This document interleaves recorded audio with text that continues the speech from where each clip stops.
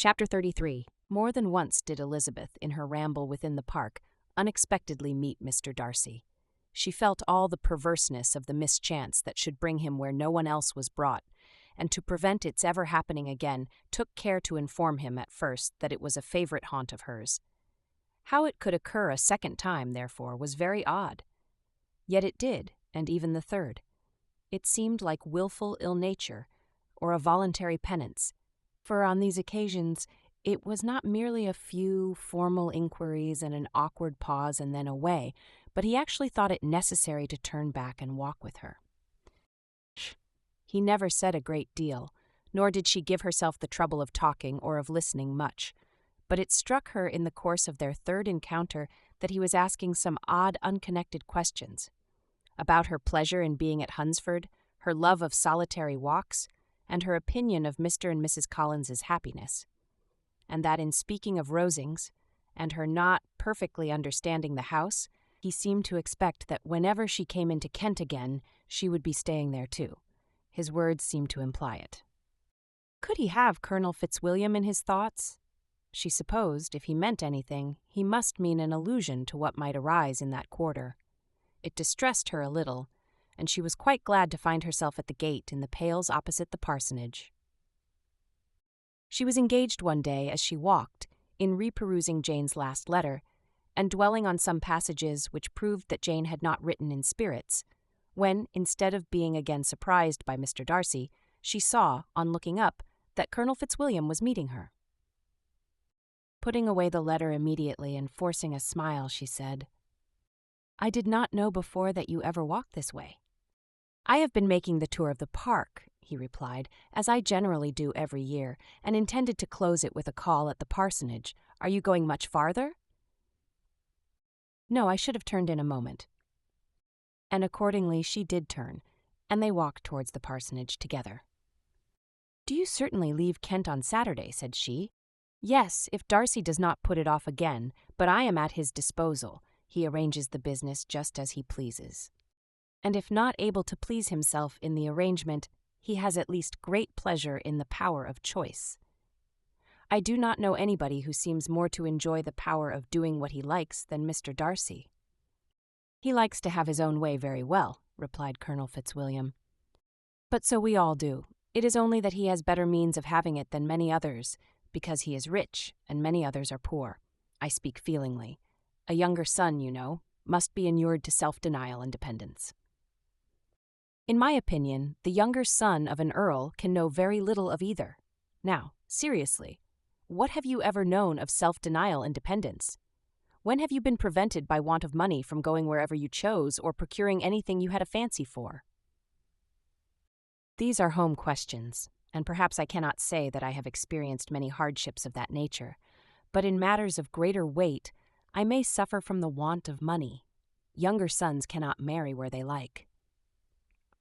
Unless where they like women of fortune, which I think they very often do. Our habits of expense make us too dependent, and there are not many in my rank of life who can afford to marry without some attention to money. Is this, thought Elizabeth, meant for me? And she colored at the idea, but, recovering herself, said in a lively tone, "And pray, what is the usual price of an earl's younger son? Unless the elder brother is very sickly, I suppose you would not ask above 50,000 pounds. He answered her in the same style, and the subject dropped.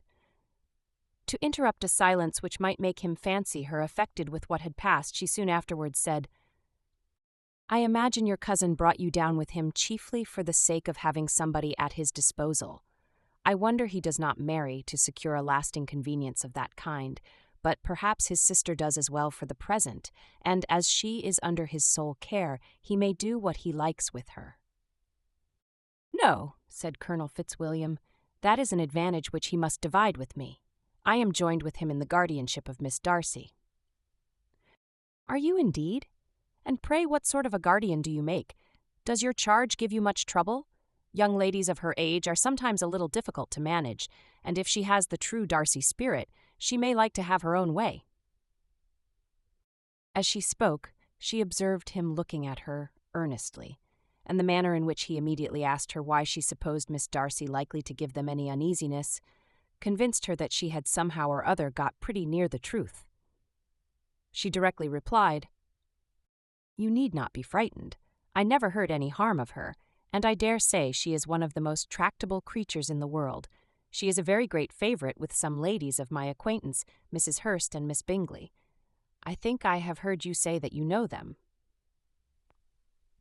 "I know them a little. Their brother is a pleasant, gentlemanlike man. He is a great friend of Darcy's." "Oh, yes," said Elizabeth dryly. "Mr. Darcy is uncommonly kind to Mr. Bingley, and takes a prodigious deal of care of him." "Care of him. Yes, I really believe Darcy does take care of him in those points where he most wants care. From something that he told me in our journey hither, I have reason to think Bingley very much indebted to him. But I ought to beg his pardon, for I have no right to suppose that Bingley was the person meant. It was all conjecture." "What is it you mean?" "It is a circumstance which Darcy, of course, could not wish to be generally known, because if it were to get round to the lady's family, it would be an unpleasant thing." "You may depend upon my not mentioning it. And remember that I have not much reason for supposing it to be Bingley. What he told me was merely this, that he congratulated himself on having lately saved a friend from the inconveniences of a most imprudent marriage, but without mentioning names or any other particulars, and I only suspected it to be Bingley from believing him the kind of young man to get into a scrape of that sort, and from knowing them to have been together the whole of last summer." "Did Mr. Darcy give you his reasons for this interference? I understood that there were some very strong objections against the lady. And what arts did he use to separate them?" "He did not talk to me of his own arts," said Fitzwilliam, smiling. "He only told me what I have now told you." Elizabeth made no answer and walked on, her heart swelling with indignation. After watching her a little, Fitzwilliam asked her why she was so thoughtful. "I am thinking of what you have been telling me," said she. "Your cousin's conduct does not suit my feelings. Why was he to be the judge?" "You are rather disposed to call his interference officious?" "I do not see what right Mr. Darcy had to decide on the propriety of his friend's inclination, or why, upon his own judgment alone, he was to determine and direct in what manner that friend was to be happy. But," she continued, recollecting herself, "as we know none of the particulars, it is not fair to condemn him. It is not to be supposed that there was much affection in the case."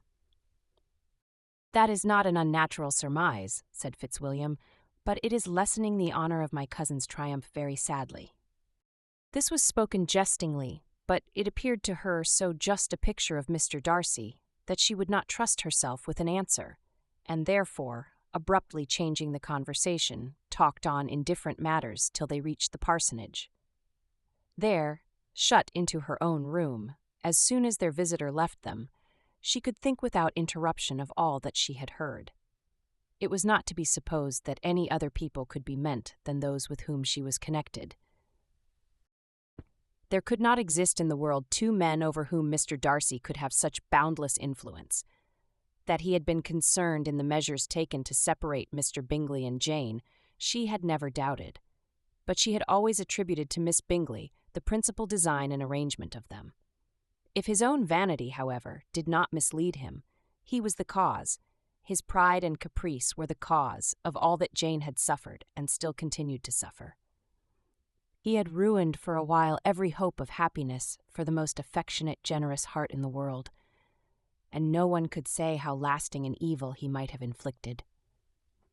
There were some very strong objections against the lady, were Colonel Fitzwilliam's words, and these strong objections probably were her having one uncle who was a country attorney and another who was in business in London. To Jane herself, she exclaimed, there could be no possibility of objection, all loveliness and goodness as she is, her understanding excellent, her mind improved, and her manners captivating. Neither could anything be urged against my father, who, though with some peculiarities, has abilities which Mr. Darcy himself need not disdain, and respectability which he will probably never reach. When she thought of her mother, indeed, her confidence gave way a little, but she would not allow that any objections there had material weight with Mr. Darcy, whose pride, she was convinced, would receive a deeper wound from the want of importance in his friend's connections than from their want of sense. And she was quite decided, at last, that he had been partly governed by this worst kind of pride, and partly by the wish of retaining Mr. Bingley for his sister. The agitation and tears which the subject occasioned brought on a headache, and it grew so much worse towards the evening that, added to her unwillingness to see Mr. Darcy, it determined her not to attend her cousins to Rosings, where they were engaged to drink tea. Mrs. Collins, seeing that she was really unwell, did not press her to go, and as much as possible prevented her husband from pressing her. But Mr. Collins could not conceal his apprehension of Lady Catherine's being rather displeased by her staying at home.